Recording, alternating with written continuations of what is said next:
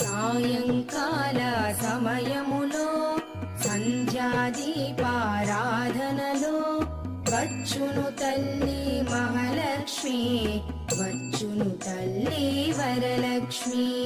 కాళ్లకు గజ్జెలు కట్టింది, మెడలో హారము వేసింది, పిలచిన వెంటనే పలికింది, అడిగినదంతా ఇచ్చింది. సాయంకాల సమయములో సంధ్యాదీపారాధనలో వచ్చును తల్లి మహాలక్ష్మి, వచ్చును తల్లి వరలక్ష్మి.